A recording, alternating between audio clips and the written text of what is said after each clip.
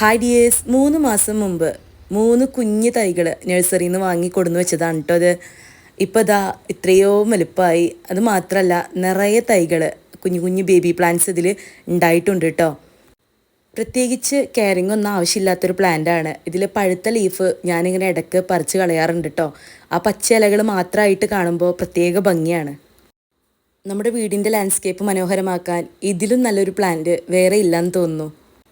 വീട് പണി തുടങ്ങുന്നതിന് മുമ്പ് തന്നെ എനിക്ക് നല്ല ആഗ്രഹമായിരുന്നു ഇങ്ങനൊരു പ്ലാന്റ് ഇവിടെ കൊടുന്ന് വെക്കണം എന്നുള്ളത്. അങ്ങനെ വീട് പണി കഴിഞ്ഞു വീട്ടിലേക്ക് ഇരുന്നതിന് ശേഷമാണ് ഞാനിങ്ങനൊരു പ്ലാന്റ് നഴ്സറിയിൽ നിന്ന് വാങ്ങി ഇവിടെ കൊടുന്ന് വെക്കുന്നത് കേട്ടോ. കലാത്തിയ ലൂട്ടിയ എന്നാണ് ഈ പ്ലാന്റിൻ്റെ പേര്. അത്യാവശ്യം നല്ല ഹൈറ്റ് വെക്കുന്ന പ്ലാന്റാണ്. ഒരു വീടാവുന്നത് നിറയെ പച്ചപ്പും പൂക്കളും ചെടികളും നിറയുമ്പോഴാണല്ലേ. എന്തോ എനിക്ക് അങ്ങനെയൊക്കെ തോന്നുന്നു കേട്ടോ. ഇതൊക്കെ കാണുമ്പോൾ മനസ്സിന് ഒരുപാട് സന്തോഷമാണ്. ഒരുപാട് വെയിലടിച്ചു കഴിഞ്ഞാൽ ഈ ഇലകളൊക്കെ കരിഞ്ഞു പോകുമെന്ന് ഞാൻ കേട്ടിട്ടുണ്ട് കേട്ടോ. അതുകൊണ്ട് തന്നെ ഞാൻ അങ്ങനെ ഒരു സ്പേസിലല്ല ഇത് വെച്ചിട്ടുള്ളത്. ചെറിയൊരു തണുപ്പും തണലും കിട്ടുന്നൊരു സ്ഥലത്താണ് കേട്ടോ.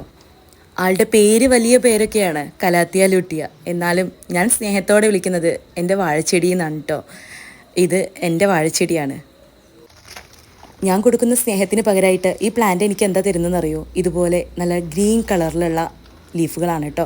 പെട്ടെന്നാണ് ഇതിൽ ലീഫുകൾ ഉണ്ടാവുന്നതും പ്ലാന്റ് വളരുന്നതും. അതുകൊണ്ട് തന്നെ നമുക്ക് ഈസി ആയിട്ട് മെയിൻറ്റെയിൻ ചെയ്യാനും നമുക്ക് എന്തായാലും വാങ്ങി വീടിനോട് ചേർന്ന് വെക്കാനും പറ്റുന്നൊരു പ്ലാന്റ് തന്നെയാണ് കലാത്തിയ ലൂട്ടിയ. അപ്പോൾ ഇന്നത്തെ വീഡിയോ ഇഷ്ടമായിട്ടുണ്ടെങ്കിൽ ഉറപ്പായിട്ട് ലൈക്ക് ചെയ്യാം കേട്ടോ.